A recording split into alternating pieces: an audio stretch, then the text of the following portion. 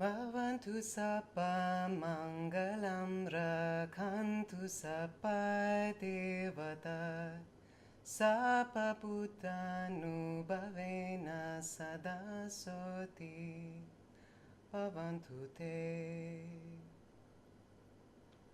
So just coming back into the room, aware that your feet are touching the earth, that you're alive, and that this time is precious. So it's a great honor to be at the Rahamim Center and to be here with the Sisters of Mercy. That's the name of your order? Some of the sisters here were telling me that they ordained, oh dear, that was a bad idea, that they ordained when in the 50s here, and they were still wearing habits, like medieval habits, which I found so quite interesting. And I think as, how can I say, as the world becomes a global village, more and more people of different religions are realizing that we're all in the same ship. And if we don't work together, humanity will sink. You know, for a while that we've all been defending our territory, saying, this is our boat, get in your boat, don't come in our boat. But now we're realizing we're one human family. And to me, as a Buddhist nun of 17 years, like I see more and more spirituality should be about love and not about dogma. And it should be about reaching beyond boundaries of race and class and gender to see the common ground and honor the common ground we all share. You know, we're not the same. Like, we can't just whitewash religion and say it's all the same, because it's not like in Buddhism there is no God. But there is certainly a sense of the sacred, and a sense of the shared ideals of compassion, humanity, and, you know, service and morality, ethics, you know, do no harm. So we kind of find ourselves in a time of crisis, in a way. And I was speaking to Venerable Pema on the way here, you know, I was just talking about some of the things that are going on in the world. And she's just like, oh God, you know, sorry, I shouldn't say oh God, but oh dear. Well, I, you know, anyway, like the depressing nature of our impending global warming and the problems that will bring about. If you're someone who actually knows about the environment and who knows about the laws that are being changed, especially in America, it's quite scary, actually. Not just the situation of the environment, but the situation of the growing gap between rich and poor. And I mean, they say the poverty difference in America is like the 1920s now, the gap between rich and poor, like something like, I've forgotten the exact amount, but it was something like 80% of all the profits made last year went to the 1%. Yeah? And there are, wow, I really need to remember this. There are around 85 people who have as much money as half the world. Yeah? So, and you just kind of hear this kind of thing, and it's like if you really think about it, if you really let it hit you and touch you, it's like too much, you know? That's why we take refuge in distraction, you know, like kitten videos and gossip magazines and romance novels and TV, you know. But does it make us feel fully alive? And by not facing the wounds, are we also missing out on the healing? You know, by not seeing the shadows, are we also not fully appreciating the light? Are we not embracing a whole form of aliveness by also running away from the difficulties? You know, I think there is a certain strength and power that comes from seeing and understanding and embracing and transforming the pain of the world and the pain of ourselves. And the way I see holistic spirituality is like a spiral. You know that the Nautilus, you know, what do they call that spiral? some, it's like even a mathematical. Fibonacci. How do you say? Is it the Fibonacci? I think so, yeah. It spirals out. Yeah. So spirituality has to start with you, and it usually starts with us probably taking up meditation or yoga or prayer because we feel lost or we feel stressed or we feel disconnected or lonely or that our life doesn't have as much meaning as it could. So it starts with us. Peace starts with us. And it goes inwards, but it also goes outwards, the spiral. And it's wholeness, you see. So what I see in Sydney a lot of is, people coming to spirituality because they want stress relief. Even corporate workers are taking up mindfulness now, And I think almost every religion has mindfulness, which is returning to the sacred present and touching peace, or be still and know that I am God. Yeah? So it starts with you. It starts with coming home to yourself. And, when I first started meditating, my father had died. I was a street kid. I ran away from home at 15. I traveled to India at 17 in search of the meaning of life. And when I sat down to meditate, I found a lot of peace and joy. And when I heard teachings on compassion and interconnectedness, it very much changed my life. But I also saw there was a whole bunch of junk in my mind, and I started to understand, because as a hippie, as someone who used to chain myself to trees and, say everything was because of the straights and the BP people and the corporate people, I was very much othering the people who I thought were doing wrong. But I was living on their taxes. I didn't see my own connectedness, because you can't really heal a division if you don't see yourself as part of the equation. If you're othering someone, you can't get on their level and start healing and start a dialogue. You have to understand that you're part of the problem, and therefore, because you are part of the problem, you can also be part of the solution. And sometimes we have to go away from society, go away from our family, go away from our culture to discover how we are part of that, or to reconnect in a more healthy way. But they say that the highest cause of death, or the shortening of life, is not it's not obesity or smoking or drinking. It's lack of social integration, lack of feeling cared for and connected. It's literally dying of loneliness. And that is the disease of our age. A lack of groundedness, a lack of embodiment, a lack of connection, a lack of love. Yeah. So I think that's all part of the inward spiral of going back to yourself, of touching the ground of wholeness and being and goodness, and knowing that there is goodness, groundedness, wholeness, richness as the foundation of your being, that you are fundamentally good. And you start to see that if you meditate, if you come back to your breath 15 minutes a day and you just sweep away the thoughts, because we think we are our thoughts and feelings.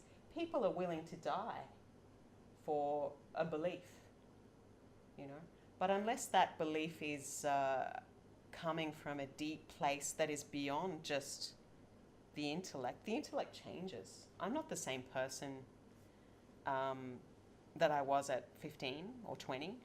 I have more experience now. I'm more calm and pragmatic, and I've touched a deeper layer of peace.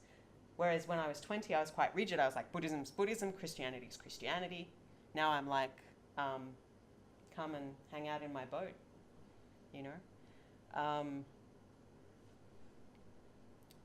So we have to go within. If we don't go within, we go without. We have to discover radical kindness for ourselves first, and then for others. And that peace is something that can give you a real sense of divine grace, of love. If you've touched that goodness in yourself, then you can naturally give love to others. Because the problem is we're all looking for the love, the one, but we don't give love. We just, like a heroin addict trying to score, give me love. And as soon as the person takes away their love, you know, we're looking somewhere else. Give me my love heroin. You know, give me that feeling of getting high. And it's not just romantic partnerships. We all have things that we have a addictive relationship with. Could be a substance, could be a person, you know, could be many things. But when you have a spiritual practice, you find that love, that union, that inspiration with the divine or the beloved in yourself. And if you find it in yourself, then you can give it to others more easily, whether you're married or not, whether you're having a partner or not. And then you don't feel disconnected. Like people sometimes say to those monks they've heard about in Tibet that do, some of them spend, you know, their whole life meditating in a cave alone. And also in Greece, I believe the Christian mystics have, you know, they stay in caves alone, meditating in Egypt as well, the Coptic monks. And yeah, so you would think that they would feel very alone, you know, but actually if you interview those people, they're full of love if they're doing it the right way. Not everyone's ready for a cave, but if they're doing it the right way, they're full of love and they feel a great connection with society, a great love and compassion for all beings, because they see we're all standing on the same ground. We all suffer, we all want to be happy. You know, we all know the unbearable lightness of being. Yeah. And we all want to be understood and seen and comforted and honored. Yeah. So this is what the inward spiral does for us. Okay?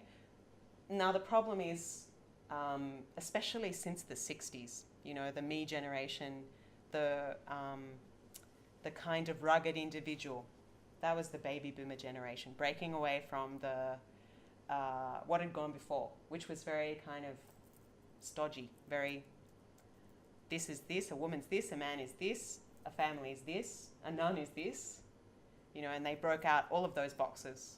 They redefined everything.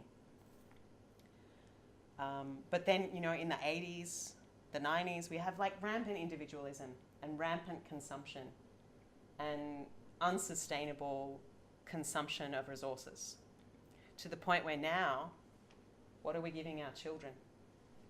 What can they aspire to? Living in a tiny home, which is basically a glorified caravan. You know, they can't even afford to own a house. Yeah. We know that, you know, in the next 50 years, the temperature will rise. We know that there's going to be global water shortages.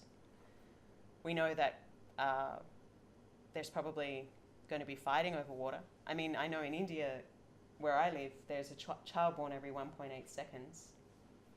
And people are already fighting over water. Corporations are fighting to take water from the community. Resources are being privatized. And there's a massive shift of wealth from, you know, in the last 20 years, of money going from the middle and lower classes to the 1%. So it's disturbing, and we live in troubled times. But there's always been something, you know, whether it was the plague, whether it was, you know, a religious war, whether it was the threat of nuclear war. You know, there's always been something hanging over us. It's just now, it's not just the stupidity of people, it's the stupidity of what we're doing to our natural environment. You know, so it's not just going to affect one country, it's going to affect all of us. And that's where spirituality has to show us and has to take you out of yourself. It's no longer sufficient to just be the lone wolf, to be the rugged individual. The time of the lone wolf is over, because we are one human family. And spiritual practice has to show you that we are intimately connected. In Buddhism, we call it interbeing. What does that mean? If you think of a piece of paper, for example, it looks like it's separate, right? It's there, it functions, it's not the same as a cup of tea. But it's interconnected. If you look deeply into the nature of a piece of paper, you will see many non-paper elements. You'll see the sun that made the tree grow. You'll see the logger who cut the tree and the logger's lunch, and the oil from the war in Iraq. And you'll see the factory workers, in China. You'll see the history of paper, and then you look further on in time, then the paper won't always be paper. It will suddenly become garbage and maybe recycling. And maybe it will come back as something else, like toilet paper, So the life of paper is just a meeting of causes and conditions in time and space. Paper is empty of a permanent separate self because it is connected to all of heaven and earth. And you are no different. The problem with patriarchy and the problem with patriarchal religion is it's God the Father and the earth and us, and we see the earth as there for our consumption. Yeah? But an embodied spirituality is we are part of nature. We are part of a whole. God is love. God is part of everything. Yeah? So it's a very different and more embodied way of viewing spirituality, and it is compatible with environmentalism. And it's absolutely essential because we can't destroy ourselves. In destroying the earth, we're destroying ourselves. We're destroying the future of our children. And the problem, what we have, as part of this disembodied kind of rational way of viewing life, that the environment is just there for our consumption and our exploitation and our profit, which is also part of capitalism, is part of the industrial profit-driven society that doesn't see a mountain as a beautiful thing, as a sacred thing, as the home of your ancestors. It sees it as like, okay, let's blow it up and get the copper and the bauxite out of there. Let's move those tribal people on and draw out all the copper and whatever is in the ground, and let's leave it as an ash heap when we leave. Because we're not seeing that's us. We're just seeing it as expendable. But that kind of way of viewing things, like in a world of finite resources, infinite growth is not sustainable. So we have to change the way we're running our economy. We're running out of fossil fuels. We're running out of resources. And we're also, we're not able to live that way. If everyone lived like an American, we'd need 21 planets to support it. So spirituality has to take us into the world of suffering and has to give us the courage to face it and to let our heart break for the world. And in letting our heart break for the world, in letting that pain touch us, it's actually a source of strength. Like Leonard Cohen said, there is a crack in everything. That is how the light gets in. So you could see falling apart. You could see death. You could see growing gap between rich and poor and environmental devastation as a terrible thing, as an ominous end of the world thing, or you could see it as the beginning of a change to a shift, a very necessary shift to a more sustainable economy, a more embodied way of living, a more loving communal way of living. So I spoke about the non-self of paper. So what are your non-self elements? One of them is the earth. Who's growing your food? See, we talk about the farmers as if they're separate from us. But if they break, we break too, because we're standing on their shoulders. Yeah. I mean, actually, I spoke to someone on Bathurst Radio and they said, well, some people believe there's global warming. And I said, no, there is global warming. 95% of scientists agree. Those glaciers are not going to be there for And that's going to lead to increase of temperature. It's going to lead to water rising. It's going to lead to island people losing their homes. It's going to lead to changes in weather patterns. And it's going to happen to us. It's going to happen to our children. What are the non-new elements? The sun, the rain, the moon, the earth, the food, the farmers growing your food, the people making your clothes. Who's making our clothes? How much are they getting paid? Are we contributing to someone else's suffering? When we think, great, fast fashion, 25% off. Whose pocket did that 25% come out of? It's not the corporation, I can tell you. It's more pressure on the woman in Bangladesh who's working 12 hours a day. You know, the one that doesn't have the safe working conditions that the factory collapses on. And when one of them dies, there's another one there to step in and take her place, you know. Human beings are seen as expendable. But as part of the new embodied way of living, we just can no longer do that because we're a global village. You know, I am because you are.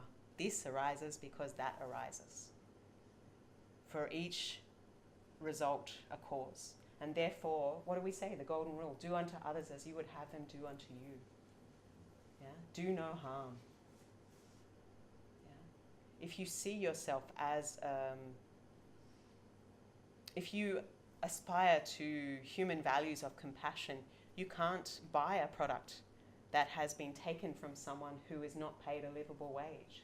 But we just don't think about it. We don't think about what we're buying and what we're consuming. You know, we don't think about the long-term impact of that. But embodied spirituality needs us to do that. Needs us to think, who made this? How were they paid? What is the result of this?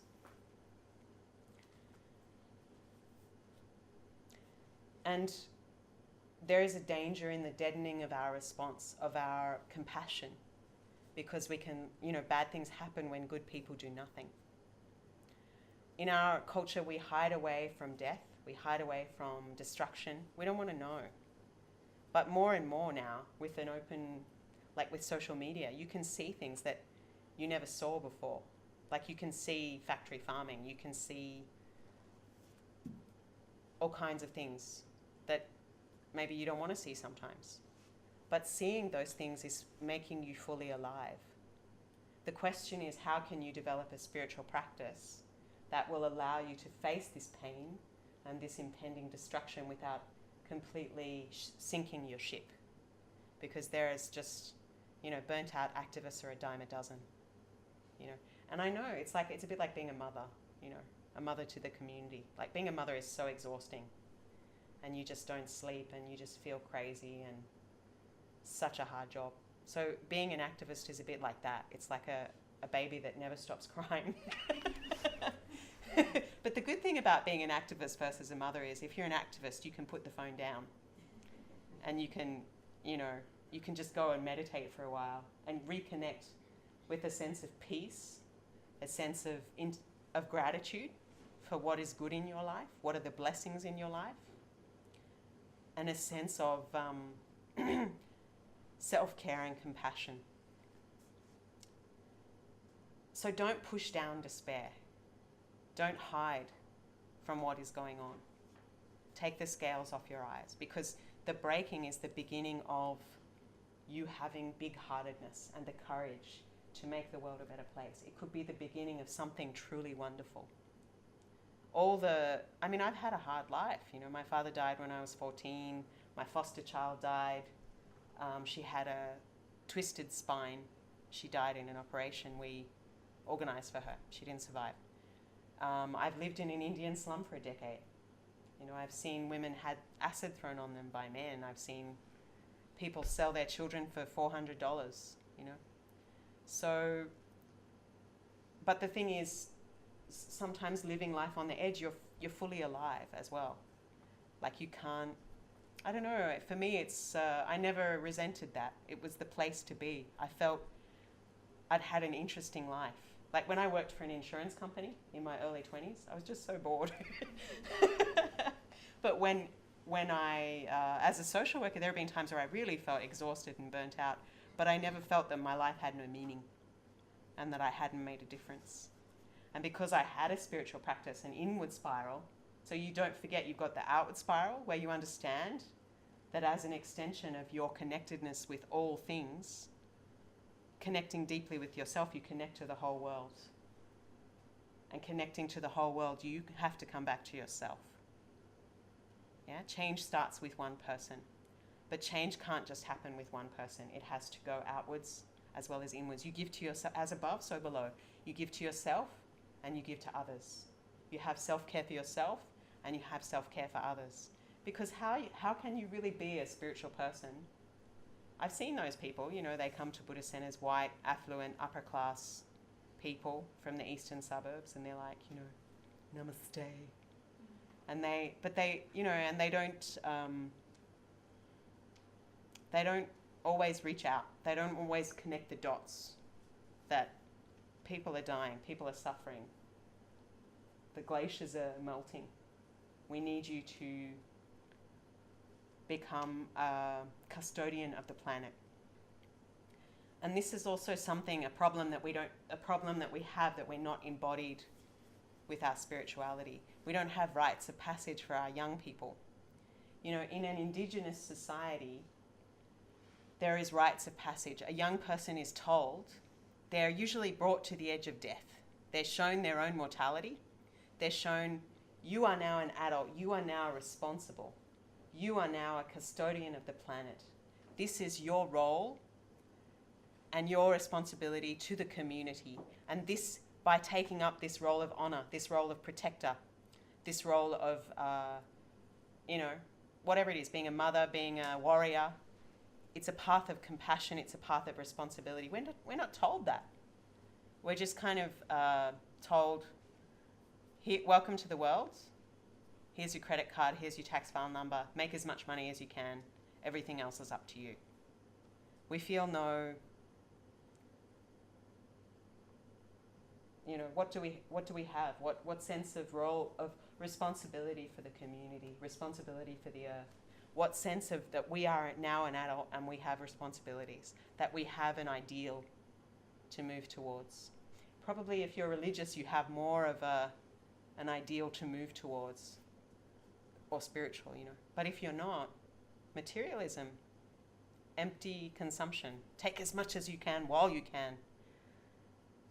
Dance, waltz, while the Titanic sinks. That's the kind of behavior we're seeing from the Republican Party in the US, taking away the protections on the environment, taking away the hunting protections and restrictions on endangered animals. But so this sense of, things are bad, humanity is my family, and there is something going on, there's something happening here. But it's the beginning of an awakening. It's not a bad thing. It can be an adventure. And it breaks us open to a larger sense of who we are in the world. Like in Alcoholics Anonymous, the first step is acknowledging you have a problem, and then you acknowledge that there is something greater than yourself and that you need that thing or the community and your shared experience to transcend that small suffering cocoon of untruth. So when you acknowledge, I'm suffering, I see a lot of pain in the world, I'm worried about the environment. And when you say that to other people, you'll see, oh, you are too. Me too. Yeah? Then you get solidarity. And together you start to work for change. It's very important that first you let your heart break a little bit, but then that you take the next step. And the next step is, what can I do? To not let that sense of despair overwhelm you, but find a channel, a way to make a difference. Maybe it's something small. Maybe it's just visiting the nursing home once a week and chatting to people. Maybe it's having a communal veggie garden. Maybe it's stopping using plastic bags. Maybe it's buying fair trade. Maybe it's making a vow, okay, for 3 months, for 6 months, I'm only buying secondhand clothes. I'm going to make my own clothes. I'm going to learn to reuse, recycle, sew. I'm going to buy hemp, whatever, bamboo. For a month, for this amount of time, I'm not going to do that. I'm going to try to buy organic. We can all do things in our life. We're not going to support corporations that are destroying the planet. We're divesting from fossil fuels.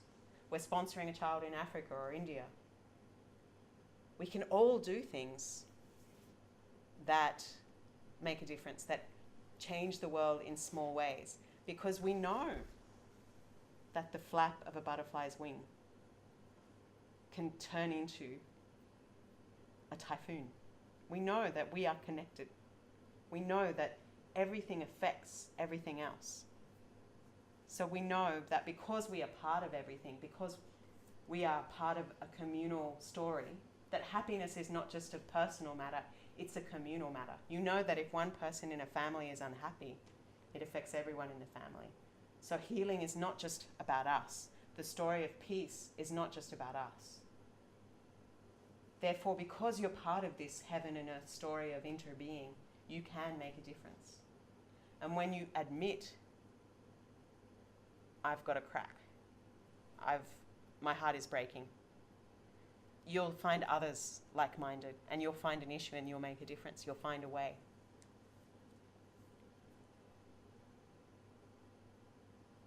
Like Martin Luther King says, what is it? The arc of...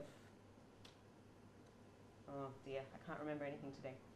The arc of eternity bends towards justice, something like that. It takes time.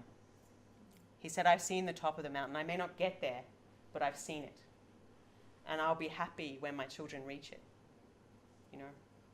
So the planet is 4.5 billion years old. There's already been 5 mass extinctions. We're part of a circle of life that is bigger than us. So we may initiate this change. We may not see the end of it. But if enough people build a critical mass, it can bring something positive. Yeah. So what we call this moving away from the industrial growth society towards the sustainable civilization, it's called the Great Turning. And when part of the Great Turning is realizing that our needs can be met without destroying the planet. Yeah. And it's part of investing in investing in people, not things. Yeah. So there's a way to kind of move away from this industrial consumption, unsustainable model we have, which is identifying what are the agreements that create obscene wealth for the few whilst creating poverty for the many. It involves change of legislation. It involves lobbying. It might even mean running for office. It involves divesting from systems that harm people, especially fossil fuels. It might be a more communal way of living, sharing a house, living in an eco-village, a communal garden, a local currency, a shift in consciousness that is leaving behind the way of rugged individualism and moving towards a more communal, sustainable model, that we're there for each other. It's interesting because women are usually the holders of community. And I saw with my mother, because my mother stayed at home, I see it in India, that the women, when they're at home, they're actually holding together the community. And when I see, I'm not an advocate of women staying at home, but I do see that community is valuable in some way, shape or form. So investing in community is important, and not letting people slip through the cracks. Because when one of us is not free, none of us are free. So the world is a sacred whole, worthy of adoration and service. And there are 3 threads to help you in your journey of healing yourself and healing the earth and reconnecting to sustainability and community and sacredness. One is the thread of adventure. Like in the Lord of the Rings, or in any awesome story like the Iliad or the Odyssey, or, it's it's a small group of people pitted against impossible odds. You know, a pair of hobbits, you know, lots of orcs, Mount Doom. It looks very bleak. But see it as an adventure, yeah? And then the thread of active hope, which is taking steps towards the ideals you have.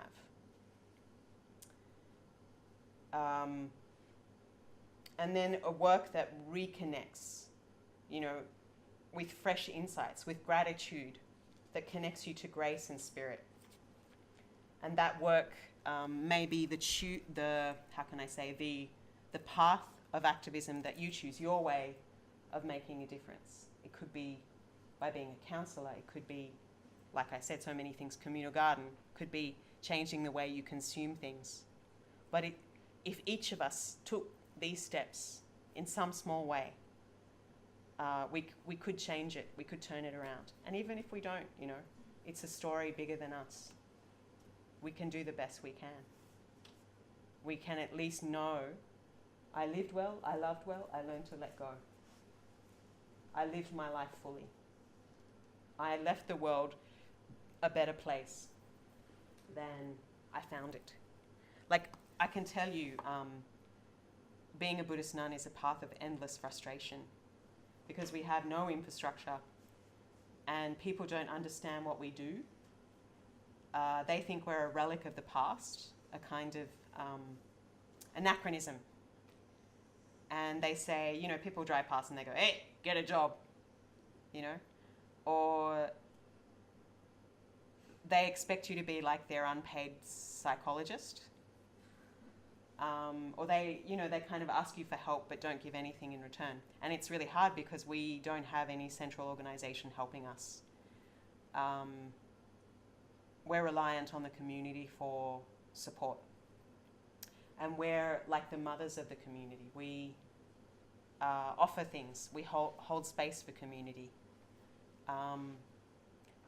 So from the day I put on robes, people started confessing to me. You know, it must be a leftover thing from Christianity that people like to confess to people in robes. I could imagine that it could be really nice to walk around in civvies for a while and be invisible. And I could just tell people, go away. But people just told me the most shocking things, you know. And what I learned to do was not, to just let it pass through me and not carry it as a burden, but to walk lightly on the earth and to carry the suffering of myself and others lightly. You know, to know that this too shall pass. And to not offer advice, but to just listen and hold space, to be a mirror, to be a clear mirror. You can't save all of the world, but you can hold space for the world, and you can make a change in your corner of the world. And, you know, a journey of 1,000 miles begins with the first step. And you might be surprised where your journey can take you in ways you never intended to make a difference.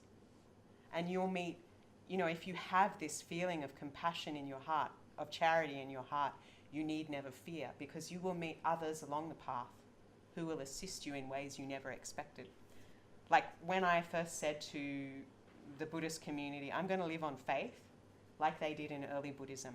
Like it says in the Gospels, right? Take no, I'm quoting things, they probably know these quotes better than me. Take no bag, take no staff, just pick up yourself and take to the road, you know? Don't look at the birds of the sky. They do not reap nor sow, but Solomon in all his glory was not arrayed as one of these. Do not fear, you know, because I am with you. Have faith. Like, have faith in goodness. Sounds a little crazy. People were like, you're going to starve. You just can't live like that in this day and age. But here I am, looking quite well fed, I must say. 17 years later. It's been a really hard ride. I mean, I've literally slept in homeless shelters and cars and, you know, garden sheds. But, and I really had I'm way below the tax threshold. My accountant is extremely disappointed with me. And, but I started a charity for people in India that runs on the income of 2 Australians per year and helps 2,000 people per year, directly or indirectly. So I found, all I did was put a post on Facebook one day of a little girl in a school uniform going, you could sponsor this girl for $40 a month, the price of a cappuccino a day. And then like people kept going, hey, I'll sponsor one, I'll sponsor one, I'll sponsor one. And then we just kind of sent a letter to the charity tax department saying, could we get this income tax deductibility thing? And they're like, yeah. So then more people gave, you know, and it kind of steamrolled from there, this economy of goodness, you know. So now we have a girls' home for 30 girls. We have slum school 2 hours a day for 90 children. We sponsor 45 children for school. We have a women's job training centre. We make 6,000 meals per year for undernourished children. We run retreats for people living in very harsh conditions. We offer domestic violence counselling and legal literacy for women to escape abusive marriages, or to, you know, for the men to get detox and try and recover their marriage. And all of that we do on the income of 2 Australians a year. So you may not do that, you may not be crazy like me and decide to live in an Indian slum, but you can do something, you know, you can do something. Even if it's just starting with not being so hard on yourself. May you be happy, may you be well. May I be happy, may I be well. May I be peaceful and at ease. But not self-obsessed. The middle path. And there, look, believe me, there are Buddhists who are so self-absorbed and are like, you know, they say to me, oh, but the path of a Buddhist monastic is to get liberated from this world, to leave this world behind. And I think a lot of religions are like that, kind of escapism. But if you can't walk your talk here on earth, who's going to welcome you into heaven? You know, the Buddha said, all that we are arises with our thoughts. With our thoughts we make the world. Think or act with a virtuous mind, and happiness will follow like the shadow that follows the body. Think or act with an unvirtuous mind, suffering will follow like the cart that follows the ox. So we make our own heaven and hells. And so much of the suffering we have is unnecessary. You know, so unnecessary. Like when the lamas told to me, pray to be reborn as a man. I said, who? Where's it written? You know, and I said, no, in fact, I vow to be reborn as a woman to show you enlightenment is possible in a woman's body. You know, where did you come from? I say to them. It's a bit shocking. I say, where did you come from? They're like, I don't know, Tibet, India, Australia. I'm like, no, you came from a vagina. You know, and part of reconnecting with the earth, part of reconnecting with spirituality is embracing the sacred feminine, which is an embodied way of being. It's not, you are not separate from the earth, you are not separate from others. You do not live here, just here. Your emotions have to be embodied, lest they come out as rage, lust, anger, as a boy in a classroom with an AK-47. You know, that's the result of not working through your emotions, of shutting down your emotions, of brutalizing young boys and saying, man up. You know, the violence of suppressed emotions is written all over women's and girls' bodies every day. We do not have equality yet. We've come a long way, but we do not have equality yet. You know, those young girls who say, I'm not a feminist, I just believe in equality. Well, honey, you don't have it yet. Be vigilant. And it's not about hating men. We need men to be our allies. And men are not benefiting from patriarchy either. You know, because men have a massive suicide rate and depression and isolation, and they're suffering. And it's coming out in so many ways. You know, so they need healing too, and part of that is learning to have emotional intelligence and be okay with your feelings without acting out or suppressing, and to give them the space and the safety to be able to express their emotions without being ridiculed. You can't really blame them, because from a young age they're actually quite ridiculed for showing sensitivity and emotion. to the point where the only suitable ways for men to show emotion are lust and anger, because it's manly. You know. The sacred feminine always worshipped the earth, always respected the sacredness of life, and respected women as the center of giving life, earth giving. The earth is a mother. Respected motherhood. Respected women's intuition, women's value, women's knowledge, primordial wisdom, not bookish wisdom, not just dry, no heart. You need, in Buddhism we say, especially in Vajrayana Buddhism, we say that males represent active compassion and women represent wisdom, that primordial, intuitive, awakened state, and that each one of us has the sacred feminine and the sacred masculine in us, and that we have to reunite these two elements. So standing up for women and ignoring men's emotional suffering is not balanced either. But making feminism about apologizing for hating, it's not about man hating. Like men who get angry about it have made it about them. They've, like the Me Too post, and the men are saying, not all men. Honey, just let us speak. Give us a seat at the table. Own what you've done. Own what your gender are doing. Own your privilege. You may not have chosen privilege. We have white privilege. We have male privilege. We have cisgender privilege. We may not have chosen privilege. We may not. It's not to say that your opinion doesn't matter, or that that you don't suffer. But what it means is that society is structured in such a way that certain people and certain things in history have made it so that we have more facilities, and often at the expense of others. I mean, who was here before we came? Whose country is this? Aren't we all boat people? And our development, our economic development, was from colonialism, which was the mass looting of developing countries. When India should have been growing food, they were growing opium and indigo, and millions of people starved to death. So we should know history. We should know that we drove Aboriginals off cliffs and gave them pox-filled blankets. We should know that. We should learn that in school. All we hear is, Captain Cook came and we sang some nice songs, and we're the little Aussie battler, and we rode on the sheep's back to a golden future.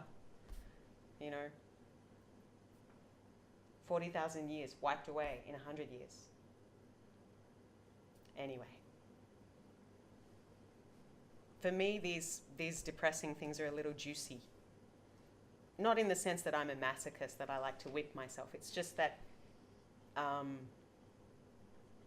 I understand that my well-being is connected to others' well-being. So I can't talk about compassion and not do anything for the world. But I also can't work for the world and not have compassion and care and spirituality and find peace for myself. Because in activism, is unsustainable without peace and without the compassionate wisdom that sees the person across the boardroom is also a human being. If you completely demonize an other, the person you're trying to reform, they will not come to the table and negotiate with you. It's only when you can see them as a whole human being with good and bad sides, and you have compassion for them. It doesn't mean you're a doormat, but it means you have empathy. You have deep understanding. When there is deep understanding, hatred is no longer possible, because everybody is the result of social, economic, spiritual, and cultural conditions. If you change the conditions, they can blossom, they can reach their potential. That's what I've seen with the slum children. They're no different to our children. They just don't have the same conditions. They're like the little flower growing in the crack in the pavement. If you just change the conditions, they can thrive. Sometimes, many times, you will give someone the conditions. It's like Jesus, somewhere in the Bible it says you throw down the seeds, and some are on barren ground and some are on fertile ground and some don't grow right away. But you do your best as a compassionate person. In Buddhism we would call it a bodhisattva. In Judaism, you'd call it a minch, a good person. A compassionate spiritual warrior striving to liberate themselves and others from suffering, from delusion. Anyway, you can plant the seed. Whether they take it or not, it might be there in future. They will remember there was a time, there was a person who showed them unconditional love. They will remember that. And one day, it will click into place.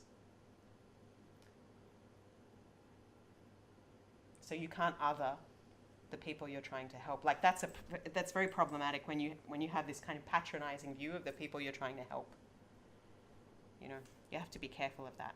You have to, like when I went to India, I just spent about 5 months just learning the language, listening to the people, asking what they wanted, because they know what they want and what they need better than I do. They've lived there their whole lives. And what I thought they needed and what they actually wanted were not the same. You know? So you have to help them in a way they're ready to be helped. So, probably should ask if we have any questions. I've talked probably enough. Once again, you get the side of my head. So sorry. Questions, comments? You can wake up now.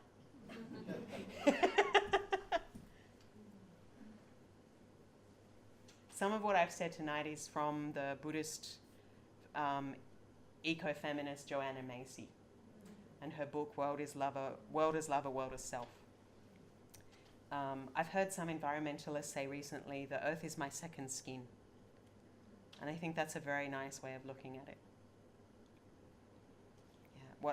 What befalls the earth shall befall us. You cannot own the earth. You are custodian of the earth.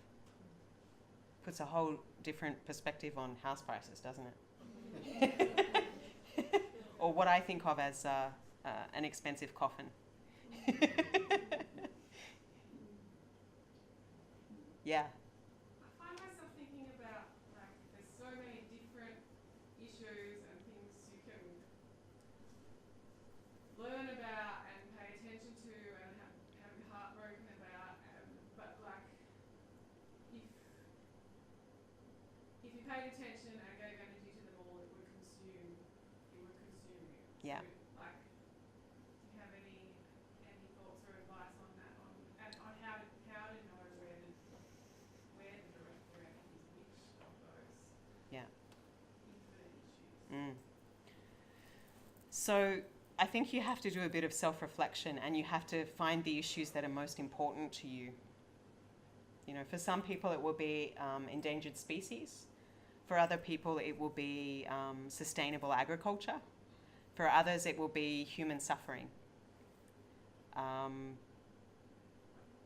So each one of us has to choose a field or a few issues. You can't do everything, you know. For me, like, I just kind of chose what fell in my lap, and also but what I was interested in. Like, I mean, I've spent a decade in India helping people because I saw there was a great deal of suffering there.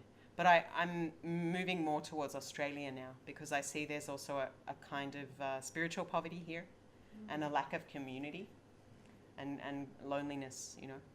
So I'm more interested in having a socially engaged Buddhist monastery in the Blue Mountains, which I hope to start from November, and have a place where activists can come and rest and recover, and then and training people to be eco-sattvas, to be people who will go out, who will learn some skills, and then go out and bear witness and work for change, a bit like these sisters do. Like, they come together, they think about where the world is not being served, like, put your hands on the earth, where does it hurt?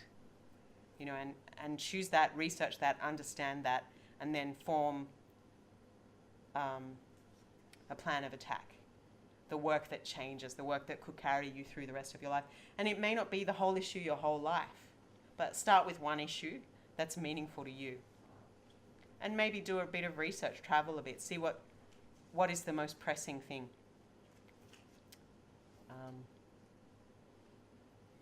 Yeah. Do you think then that us in developed countries have a greater responsibility to care for the earth? Yes, we do. Because 80% of the world's resources are in the hands of 20% of the population. That's us. And we consume a great deal more than people in developing countries. We're already actually responsible for more of the environmental damage than developing countries as well. I mean, why is China polluted? They're making junk for us. Why is there a child in the mine? They're mining for our phones. You know, so we see, part of the thing about changing something is realizing you're part of the problem. So when you realize you're part of the problem, you have to change your behavior and your consumption. You know? Yeah.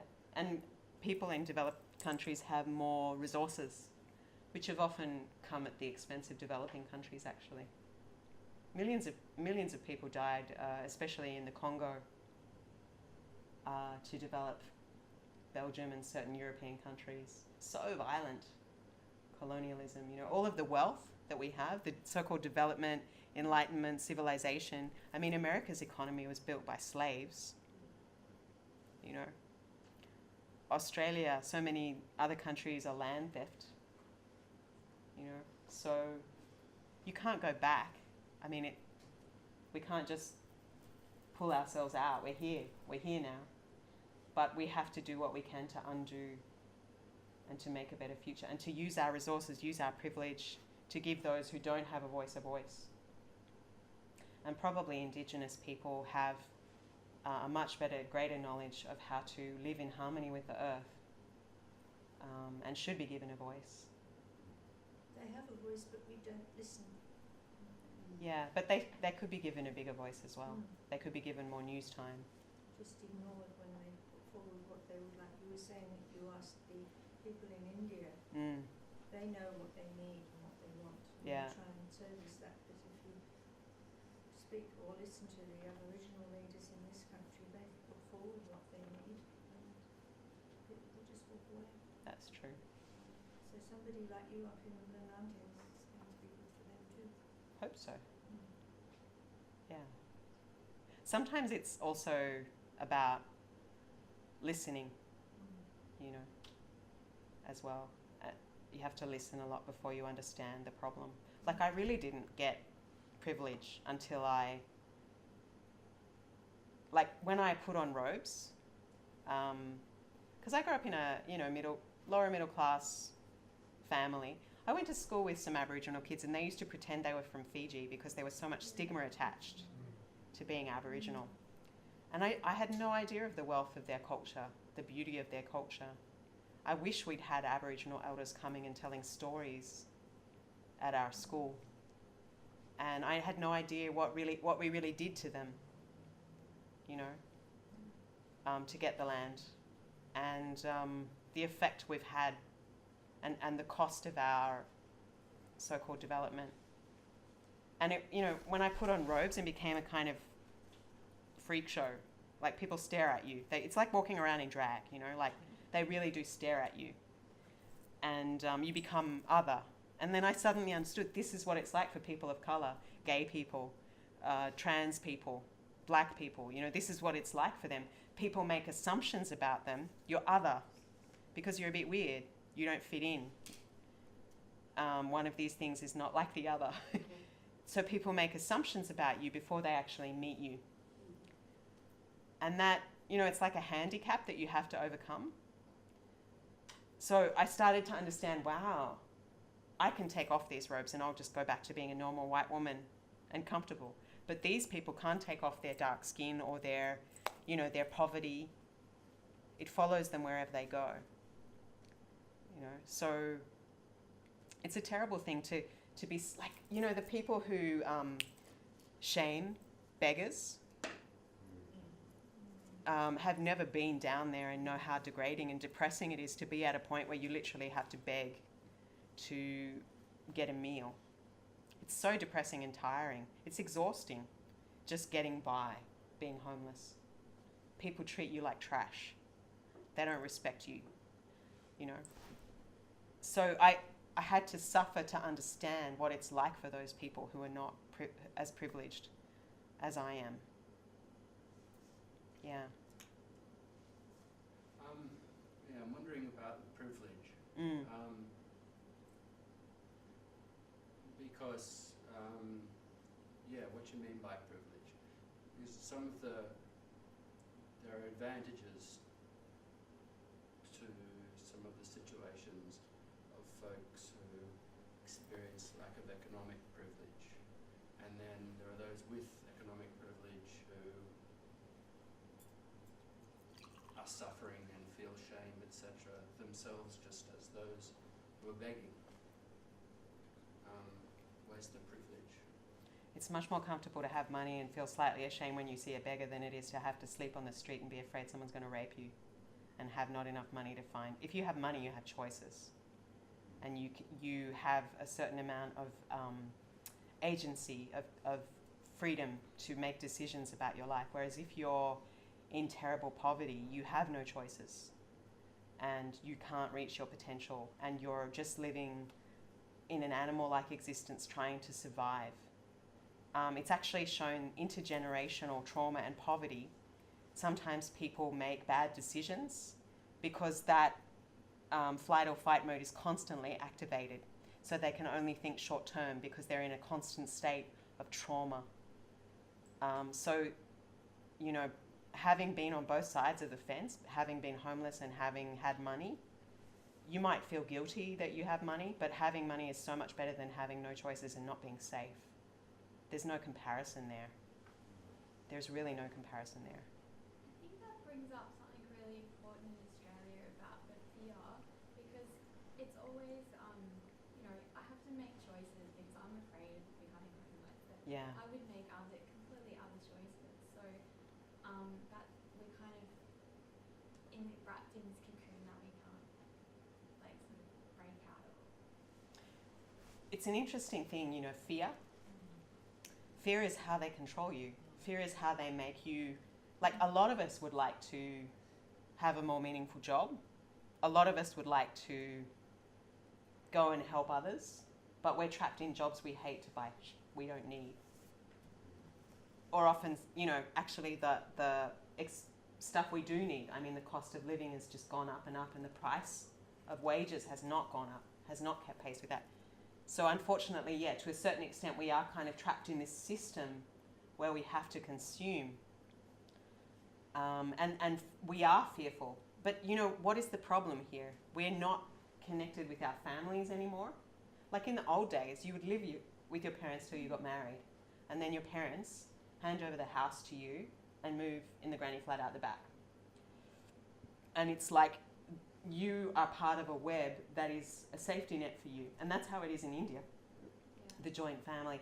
But, there's also disadvantages to that for women, for example, who have less individual freedom. But I think we have to start going,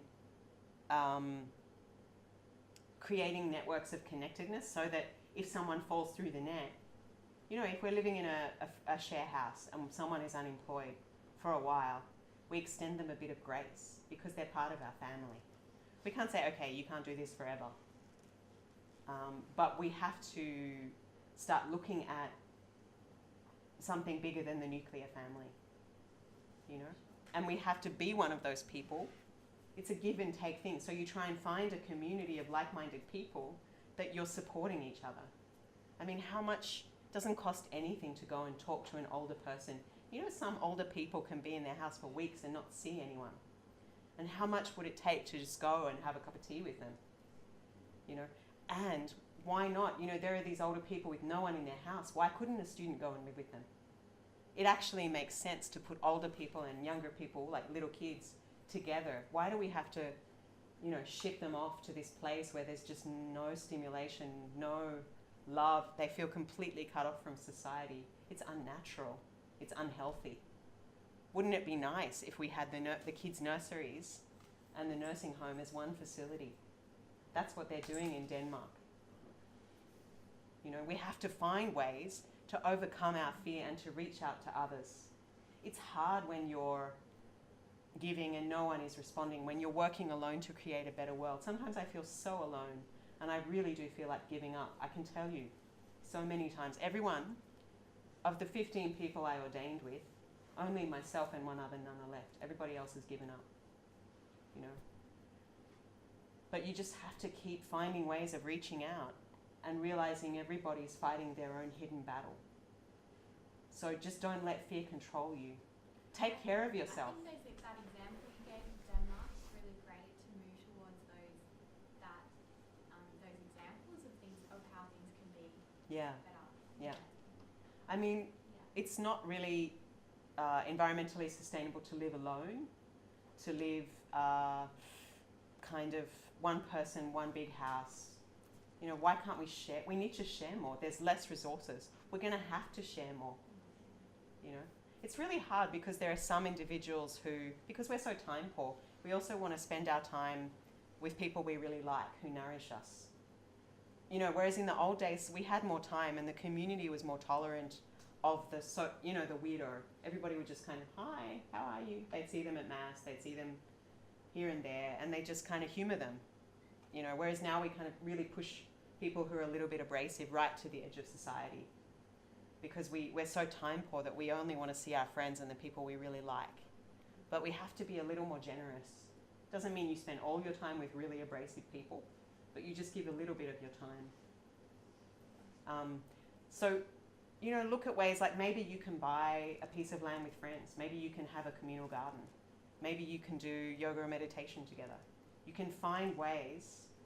You've still got to take care of your own basic needs, because if your basic needs are not met, you can't really save the world. I've learnt that the hard way. But how much do you really need? I mean, perhaps this goal that we have of like the house in the suburbs, this dream, this white picket fence, do we really need that? You know, I mean, is it really worth 30 years of your life? You know, it might be, but you have to think carefully. And you know, maybe the story of your life won't turn out exactly the way you thought it would, but it could be so much more interesting than you thought. So sometimes adversity is a beginning of opportunity as well. But don't, you know, be prudent, care for yourself, but don't allow fear to control you, because when you're fearful, you don't make the best decisions. Yeah. So we have to create systems of support so that people are not criminalized for being poor. People should not be put in jail or forcefully moved on because they're poor, because the system has failed them. The dole has not gone up for 20 years. You can't live on $2.50 a week. You just can't. Nowhere. Anglicare did a study. They said nowhere in Australia could you live on that. So, you know, a civilization is only as good as how it takes care of the most vulnerable people. Someone, you had your hand up? Yeah. Yeah, I have a question. I went to a biodiversity conference last week, and like I care a lot about wildlife, and one of the ways that a lot of biologists and ecologists are managing, like, and helping wildlife, native wildlife, come back from the brink of being a threatened species is to kill pest animals. So I'm just curious, from a Buddhist perspective, kind of like how does that work? Because, you know, I really struggle with, you know, the idea of killing any animal. So, Yeah. but then to try and kind of help these species come back, I just find it a very tricky subject. So I was curious about. Yeah, there's so many tricky subjects.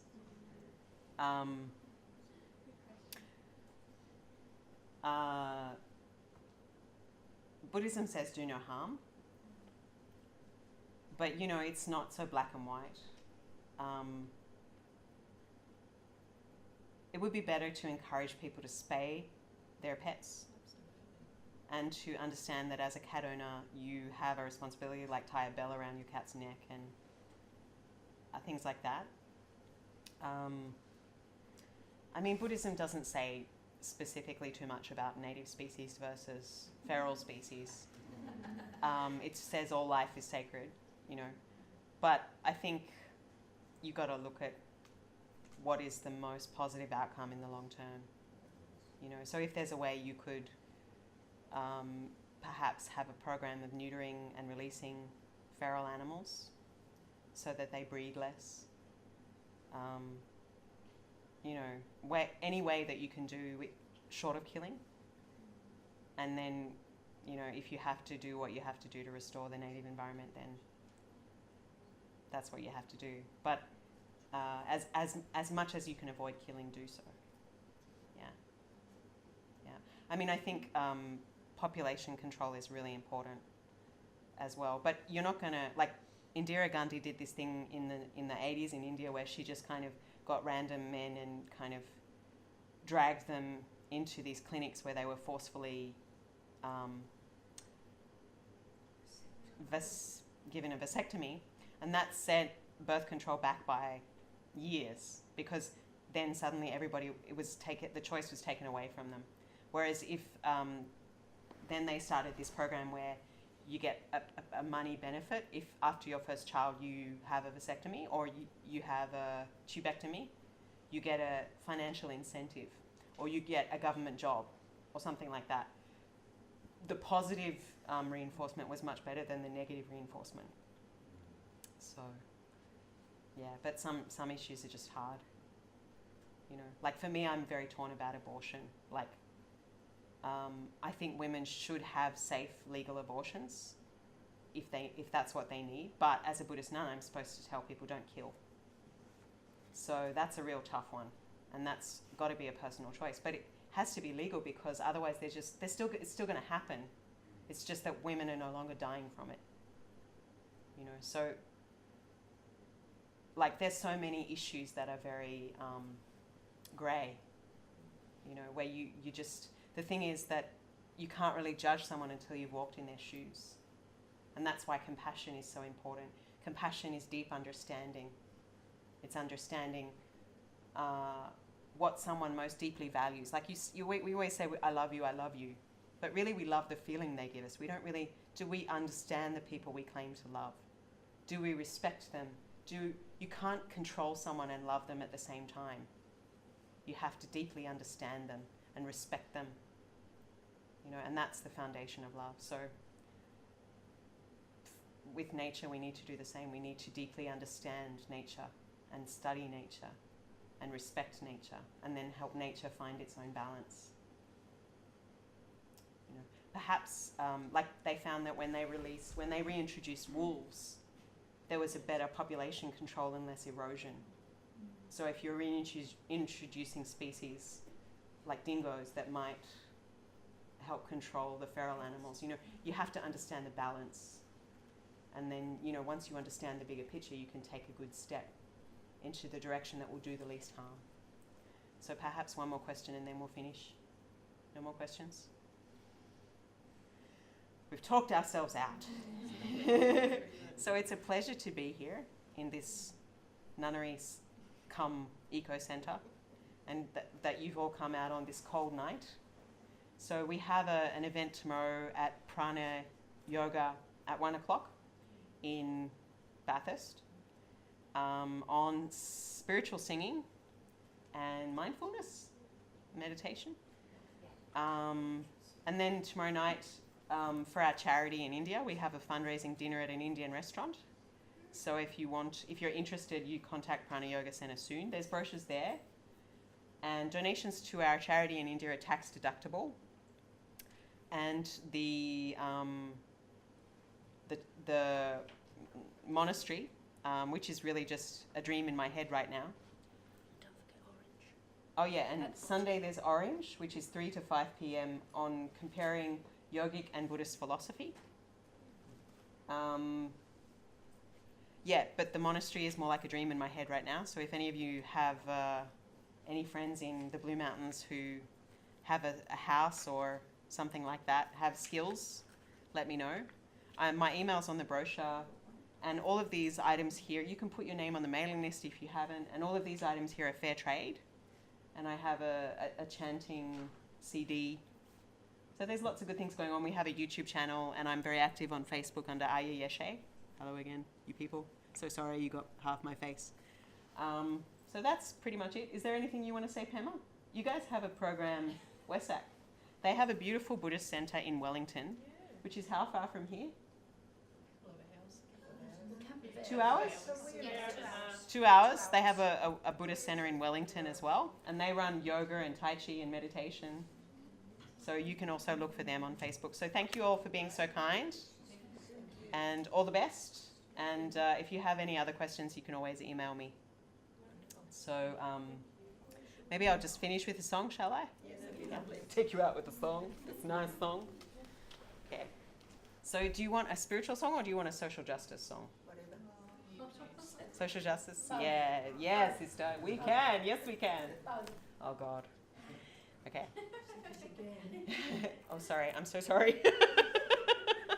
Please forgive me. We who believe in freedom shall not rest until it comes. Do-do-dum-dum-dum-dum. We who believe in freedom shall not rest until it comes.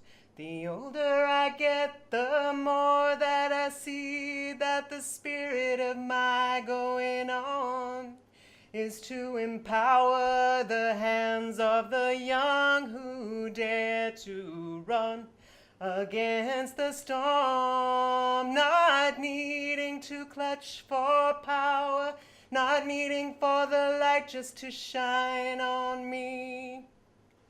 But if I can dare to carry the load as they carry us through the day, oh, we who believe in freedom shall not rest until it comes. We who believe in freedom shall not rest until it comes.